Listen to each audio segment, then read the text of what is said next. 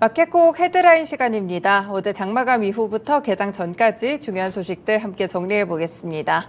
네, 첫 번째 소식입니다. 간밤에 미국 증시에서도 소비자 신뢰지수가 무려 18개월 만에 최고치를 기록하는 모습이었는데요. 국내 시장에서도 비슷한 지표가 나왔습니다. 바로 소비 심리가 1년 1개월 만에 100을 넘으면서 경기와 소비 회복에 대한 기대감이 높아지고 있는 것인데요.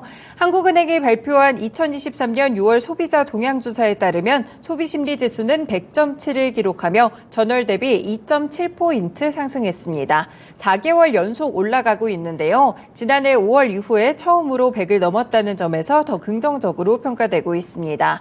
다만 물가 상승률 둔화에도 버스나 지하철 등 요금 인상 예고 때문에 소비자들의 물가에 대한 전망은 제자리 걸음을 보여줬는데요. 물가 수준 전망은 146을 기록했고요. 현재 석유류 가격 하락폭 확대로 물가 상승률에 대한 둔화 자체는 이어지고 있지만 공공요금이나 외식 등 체감 물가가 여전히 높은 수준을 지속하면서 지난달 수준을 유지했습니다. 한국은행 측에서는 소비자 물가 상승률이 둔화하고 있지만 현재는 체감 물가를 높게 느끼는 소비자들이 많았다고 분석했습니다. 다음 소식입니다. 이 정부와 지방자치단체 삼성전자가 합심해 경기도 용인에 들어설 이 첨단 반도체 국가산업단지의 공사기간을 2년가량 단축하기로 했습니다. 첨단 반도체 산단을 속도감 있게 조성해서 K반도체에 대한 글로벌 경쟁력을 확보하겠다는 구상인데요. 앞서 정부는 지난 3월 용인시에 300조 원을 투자해 2042년까지 세계 최대 규모의 반도체 메가 클러스터를 조성하겠다고 밝혔습니다. 착공 목표 시기는 2026년 말인데요. 우선 정부는 착공 이후에 7년가량 소요되는 부지 조성 공사 사업 기간을 5년까지 줄이기로 했고요. 글로벌 반도체 경쟁 속에 우위를 점하기 위해서는 세계 최대 규모의 첨단 시스템 반도체 클러스터를 더 먼저 조기에 구축하고 이 경쟁국보다 선제적인 생산 능력을 확보하는 것이 시급하다라고 판단한 것입니다.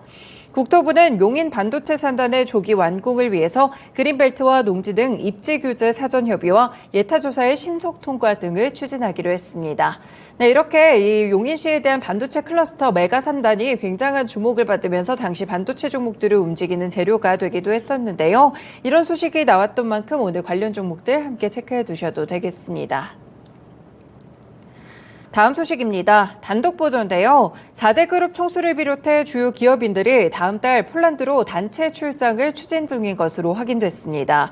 재계에 따르면 이재용 삼성전자 회장, 최태원 SK그룹 회장, 정의선 현대차 그룹 회장, 구광모 LG그룹 등 4대 그룹 총수를 비롯한 주요 기업인들이 오는 7월 13일부터 15일까지 폴란드 경제사절단에 참여하는 방안이 추진되고 있습니다. 이 재계에서는 4대 그룹 총수들이 폴란드 경제사절단에 참석할 것이 유력하다고 보고 있는데요. 이 폴란드는 지난해 한국에서 K2 흑표전차나 K9 자주포, FA50 경공격기 등 최대 20조 원의 무기를 구매한 K방산의 큰손으로 꼽히고 있습니다. 재계 관계자는 양국 관계가 개선되고 있는 만큼 방산과 원전을 넘어 첨단 산업의 경제 협력 강화도 예상이 된다라고 분석을 해줬는데요. 이렇게 또 4대 그룹 총수들이 가서 어떠한 경제적인 효과를 가져오게 될지 기대가 되는 상황입니다. 단독 보도기 때문에 추가적인 사실도 함께 확인해 보시길 바라겠습니다.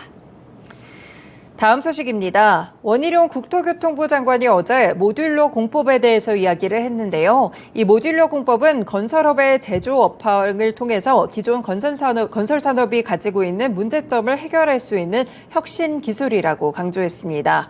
원 장관은 특히 우크라이나 재건 사업 등 대규모 발주가 예정돼 있기 때문에 해외 수주의 가능성도 높은 시장이라고 평가했는데요. 그러면서 모듈러 공법의 확산과 기술 개발의 중요성을 강조했습니다. 모듈러 공법은 공장에서 사전 제작된 부재를 현장에서 조립을 하는 방식으로 공사 기간을 단축할 수도 있고요. 혹은 시공 품질을 높이거나 안전사고가 낮아진다는 장점을 갖고 있습니다. 선진국에서는 다양한 건축물에 이미 모듈러 공법을 적용하고 있는 상황인데요. 원희룡 장관은 건설 분야는 초기 투자비와 인건비가 크기 때문에 다른 산업보다 새싹 기업들의 경영 환경이 어렵다며 관계부처와 함께 논의해서 중소건설업계의 모듈러 시장 진입 장벽을 낮출 수 있는 방안을 고민하겠다라고 이야기했습니다.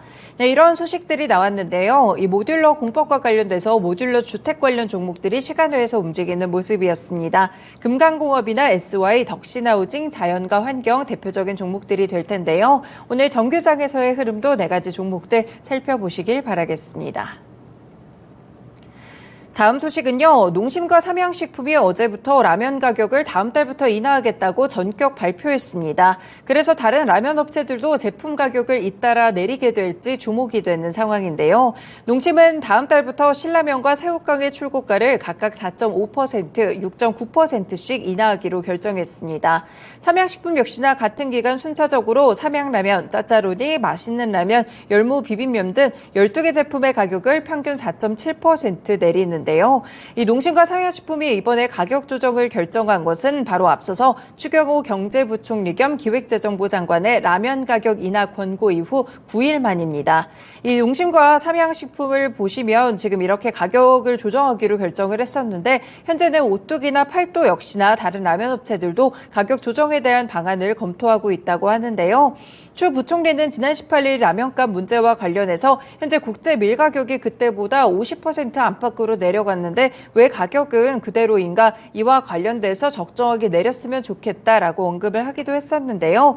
이렇게 라면 업체들이 선제적으로 가격 인하를 하기 시작하자 앞으로 식품업계에서 빵이나 과자 역시나 가격 인하 움직임이 주목이 되고 있습니다. 실제 어제 정부는 CJ제일제당이나 대한제품을 포함해서 7개 제분업체들을 소집해서 하락한 밀 수입 가격을 밀가루 가격 책정에 고려해달라고 요청한 바가 있었는데요. 식품업계에 계속해서 이슈가 좀 발생하고 있습니다. 관련 종목들 체크해 보실 필요가 있겠고요. 이번에 가격 인하를 이미 결정한 농심과 삼양식품부터 시작해서 일단 가격 인하를 검토하고 있는 오뚜기까지 라면이나 식품 관련 종목들의 주가 흐름 챙겨보시길 바라겠습니다. 네, 마지막 소식입니다. 어제 셀트리온 그룹주들이 큰 폭으로 하락을 했었는데요. 이와 관련돼서 좀 사실과 다르다는 반박성 보도가 나왔습니다. 셀트리온 헬스케어가 휴미라 바이오시밀러 유플라이마 미국 보험 등재가 불투명하다는 일부 지적에 대해서 반박을 한 것인데요. 일단 옵텀 RX를 보시면 이 올해 초에 암젠과 산도즈, 베링거 인겔하임을 휴미라 바이오시밀러 추가 보험 등재 기업으로 확정을 했습니다. 그런데 일단 옵텀 RX가 올해 3개의 추가 등재 기업을 선택할 것이라 라고 예고를 했기 때문에 이 3개 기업들이 확정이 됐기에 이제 셀트리온 헬스케어는 다른 사보험이나 공보험을 노려야 된다는 분석들이 나왔는데요. 그래서 일부 언론에서는 셀트리온 헬스케어를 포함해서 국내 바이오시밀러 기업들의 보험 등재가 불투명해졌다라는 보도가 나왔습니다. 하지만 업계에서는 처방약 급여관리 업체에 하나 탈락했기 때문에 굉장한 악재처럼 받아들이는 것은 조금 이상하다라는 입장인데요. 한 증권사 연구원은 바이오시밀러 시장에서 처방약 급여관리 업체 이제 PBM이라고 언급을 할 텐데요. PBM 한 곳에서 등재가 안 된 것뿐인데 모든 PBM이나 공보험에서 등재가 안 된 것이 아니기 때문에 이렇게까지 주가가 빠지는 것은 이해하기 힘들다라는 입장을 보였습니다. 실제로 사보험과 공보험 시장 두 가지로 미국 시장에서는 이렇게 보험 등재가 나눠져 있는데요. PBM이 사보험과 공보험을 같이 커버하고 있고 지금 오터마렉스의 휴미라 시장은 21% 점유율이기 때문에 나머지 79%에서 또 등재될 여지가 있다는 점까지 함께 알아두시면 되겠습니다. 그래서 어제 급락했던 셀트리온 그룹주들 오늘 주가 흐름 챙겨보시면 될 것 같은데요. 셀트리온과 셀트리온 헬스케어, 셀트리온 제약까지 체크해 두시길 바라겠습니다. 네, 오늘도 이렇게 6가지 소식들 먼저 정리해봤습니다. 마켓콕 헤드라인이었습니다.